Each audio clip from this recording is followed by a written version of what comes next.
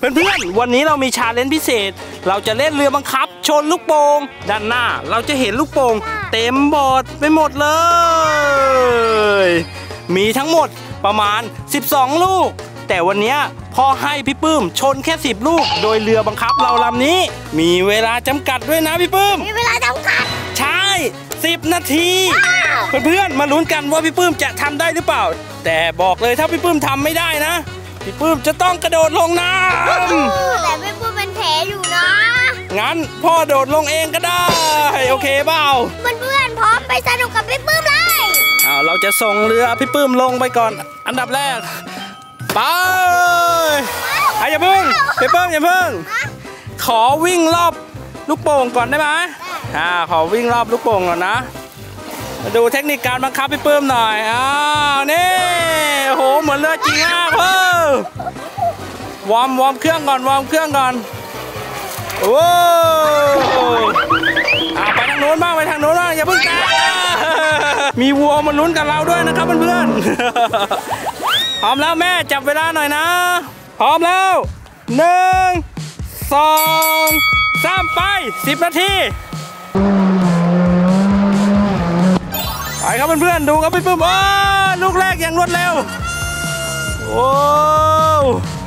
อ้โหลูก2ยังนะครับเพื่อนๆโอ้โหลูกโป่งเรามีประมาณ12ลูกครับเพื่อนๆพี่ปื้มจะทำได้หรือเปล่าโอ้โหไม่โดน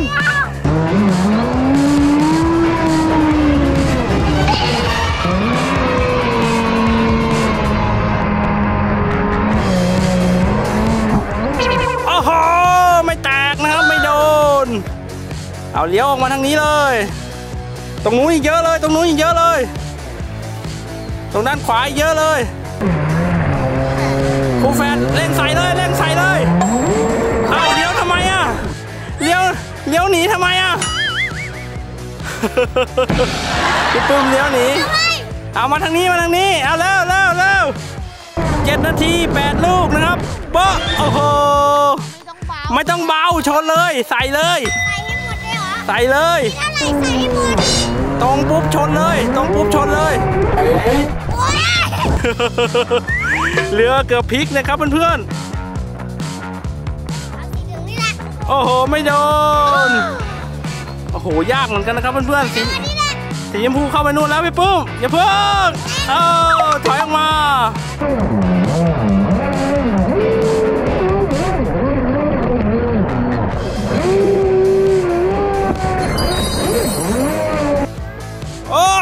ลูกเหลืองกี่ลูกแล้วครับ3 ลูกแล้วเพื่อนๆโอ้เชือกติดหางเอาไปเลยได้เลยเพื่อนๆเห็นกันไหมน่าจะเห็นจากกล้องโกโปรอยู่เล่นให้ตรงเลี้ยวทำไมจะถึงลูกโป่งเลี้ยวเฉยเลยงงเลย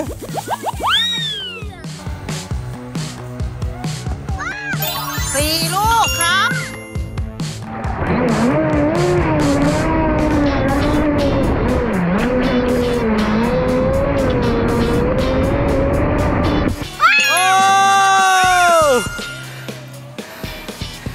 เหลืออีกเท่าไหร่เหลืออีก5ลูกนะครับกับเวลาอีก4นาทีครึ่งอีก4ลูกสุดท้ายนะครับเวลา4นาทีลูกละ1นาทีทำทันไหมครับพี่ปื้มทันนะครับลูกคู่พี่ปื้มตีวงไกลๆเลยพี่ปื้มตีวงไกลๆไปตั้งลำมาใหม่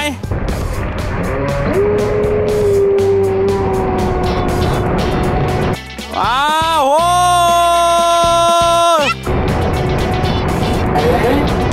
แจ็คพอตไป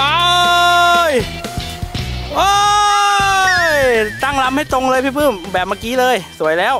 ไปตั้งลำมาไกลๆเลยไปตั้งลำเหรอใช่เหลืออีก3นาทีครึ่งนะครับกับอีกกี่ลูกนะครับแม่4 ลูกกับ3นาทีครึ่งโอ้ 2 ลูกนั้นเหมือนจะง่ายไม่ง่ายนะครับไม่เลี้ยวกระชันหันนะเรือหงายท้องเรือหงายท้องไปตั้งลำเรือตรงกลางมาใหม่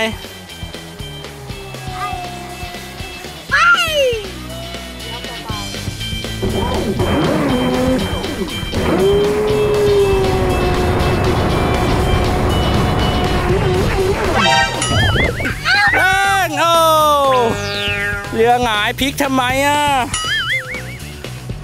อีกแค่2 นาทีครึ่งครับอีก2 นาทีกลับเรือใหม่ครับถ้าไม่ตรงกลับมาใหม่เลย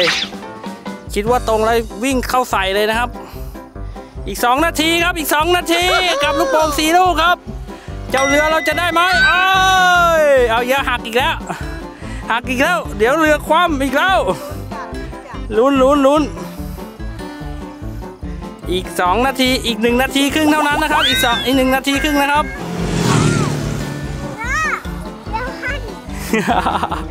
ใจเย็นอย่างนั้นไม่แตกนะครับต้องวิ่งชนอย่างเดียวเหมือนเรือจะไปเกี่ยวหญ้ามาด้วยนะครับไปเลยเดี๋ยวหลุด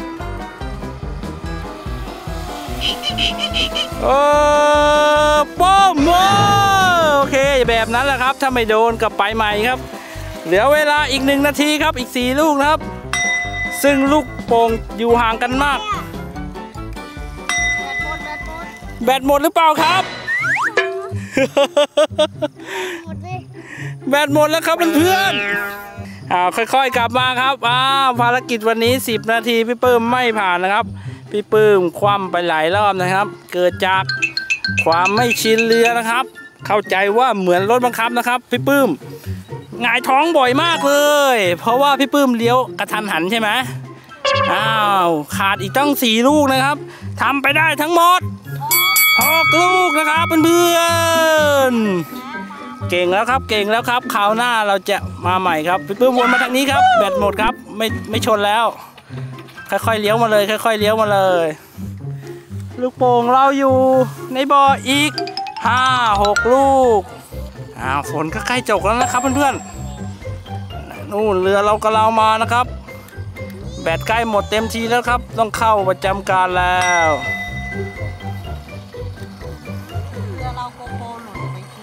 เรือเราเสียเวลากับการโกโปรหล่นกับการพลิกหงายท้องไปด้วยนะครับเพื่อนๆพอเห็นจังหวะตอนคว่ำมาดีครับไปงมมาเจอด้วยนะครับโอ้ยอมแพ้แล้วใช่ไหมครับวันนี้แบตหมด ผู้พ่ายแพ้นะครับวันนี้ไหนบอกว่าแพ้ลงสระใครลงสระพ่อลงพี่ปื้มลงด้วยไม่ได้พี่ปื้มเจ็บขานะบายตอนนี้ภารกิจพ่อ เก็บลูกโป่งขึ้นมาด้วยโอเค